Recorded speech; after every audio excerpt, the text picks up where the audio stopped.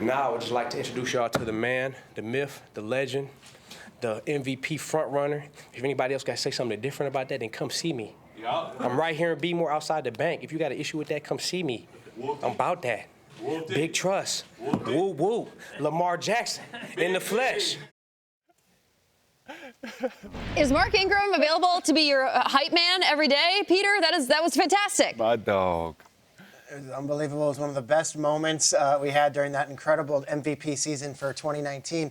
What's cool is Sunday night, the Ravens, they often honor their old heroes and their old legends. Mark Ingram is going to be in the building. They're going to honor Mark Ingram at the game. So never got that ring with Baltimore, but big trust. We'll never forget Mark Ingram as one of the top running backs in that era with Lamar Jackson. Very cool season they had. Can I add something about Mark Ingram? I get asked this sometimes. How did you get to Angry Runs? Who inspired Angry Runs? Mark Ingram. It was the first Angry Runs winner. The first segment we ever did, it was him. I always thank him for that. I love the way he played. He's been awesome on the show. Very deserving to be honored this coming week.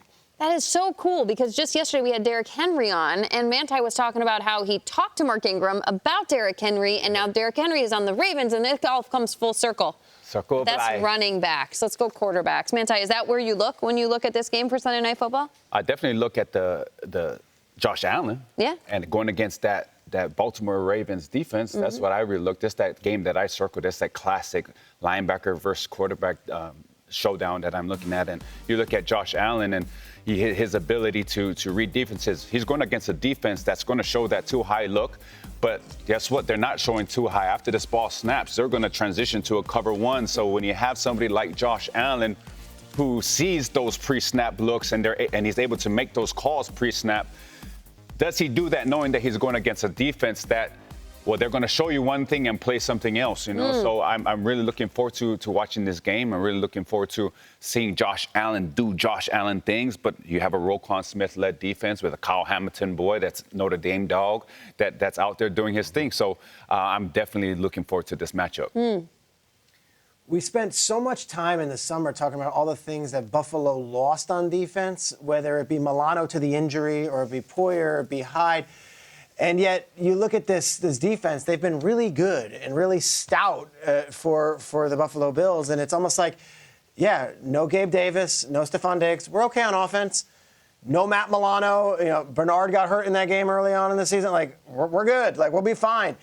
The Buffalo Bills are resilient. But this is like a different deal. You're going into Baltimore, where they have played many times and where they have won many times. But under the lights, in a desperation game for the Ravens, like, let's see how this Buffalo defense continues on. I honestly think Josh Allen's going to be fine. Lamar's going to be fine. I'm curious to see if the Buffalo defense, who has been maybe the best unit in all of football since the first half of that Cardinals game, let's see if they can stop Lamar and find a way. There's going to be a lot of unsung players, Damar Hamlin included, who are going to have to step up and try to do their best to make this thing stop.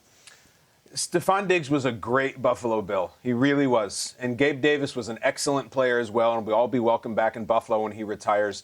But the idea that in either of them, even Diggs, somehow held up Josh Allen and made him able to play football was ridiculous. He played a really critical role in ushering Josh Allen through his NFL adolescence, and he was there for him, and they won a lot of games and a lot of...